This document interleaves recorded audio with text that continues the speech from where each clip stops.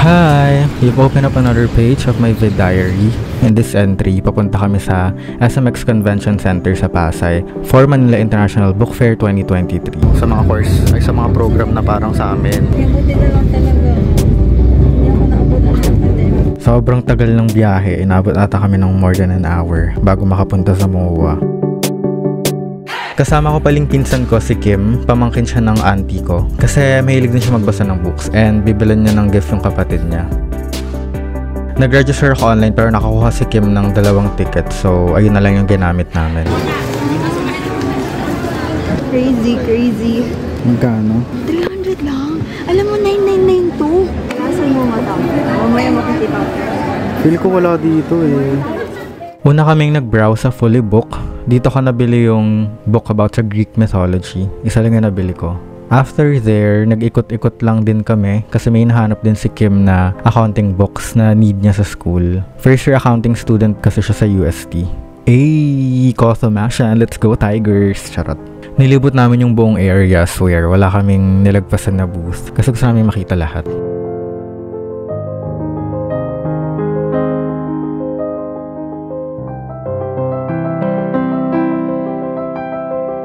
Yeah.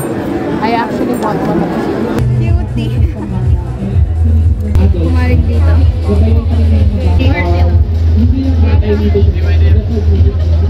Maraming for children sa MIBF, so pwede rin siya for kids. Actually, when you go to MIBF, pwede ka rin umattend ng conference, meet and greet, book signing and launching, parade, writing workshop, talks. Sobrang nostalgic for me nitong Rex kasi lahat ng books ko nung elementary and high school halos Rex yung nag-publish. Marami ring booths ng manga sa MIBF and nakakagulat kasi ang mahal pala ng prices ng manga, ngayon ko lang nalaman. Same as K-pop albums. This one naman is sa Vibal and nakakatawa kasi Vibal is also one of the publishers ng books ko nung elementary and high school. I strongly recommend it, not because I wrote a word for it, which means tote bag talaga. most popular. It was so nice. Ang ganda-ganda ng setups nila for Filipino literature, about Filipino culture and history. Meron pa silang display dito ng pages ng comics ng Darna. Ito pala yung original comics ng Darna.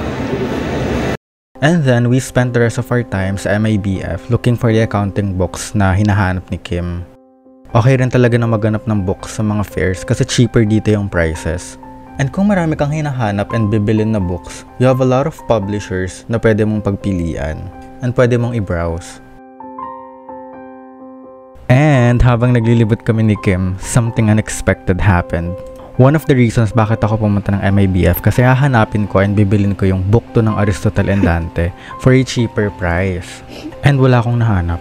Before kasi nito, natapos ko na siya. Ayun yung clip. Oh, iyak-iyak pa ako dyan. Okay.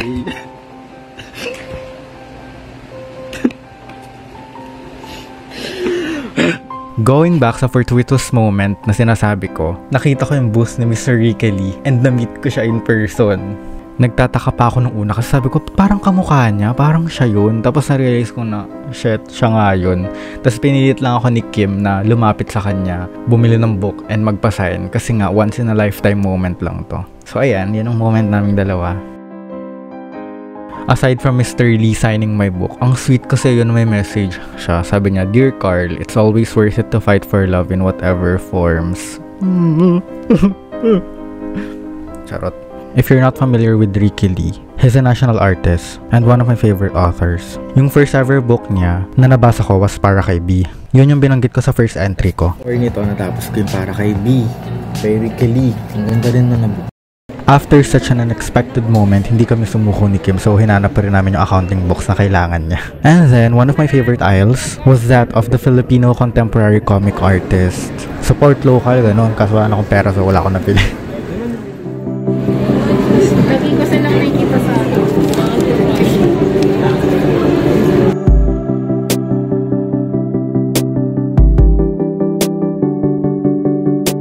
mga BLGR.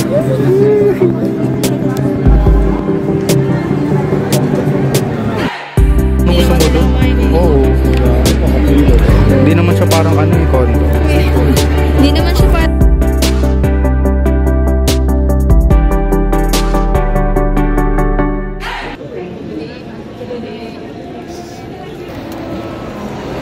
Ito yung pinili na. Anong passion? Hindi passion, it's the cloud chasing. And we're done! We spent 3 hours din sa loob. We decided to eat sa Marugame Udon. Tapos naligaw-ligaw pa kami. Almost 30 minutes namin hinanap. Kain pi! Alam nyo ba, ever since na-discover kay Marugame Udon a year ago, it has been my comfort food na. It makes me happy kapag nakakain ako sa Marugame.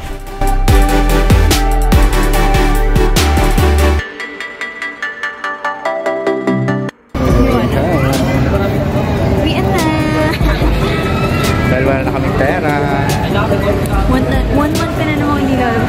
True. 1 month na ulit na walang labas. Nagka-flash pa rin yung promotional material ng concert ni Nicki nung time na to. Although tapos na siya. And I'm sad kasi di ako nakapunta. Her music saved me when I was at my lowest point in life.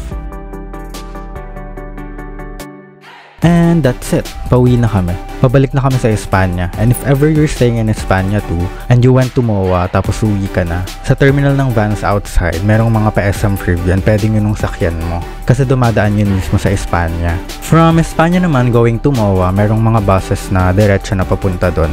But if you don't want to maipit sa heavy traffic, magangkas na lang or joyride, yun talaga yung solusyon. Pwede rin naman mag-drive, hanap ka nga lang ng masabilis na route. Pero yun nga, matatraffic ka lang din. Thank you for opening this page of my vid diary. My entry ends here. Bye-bye!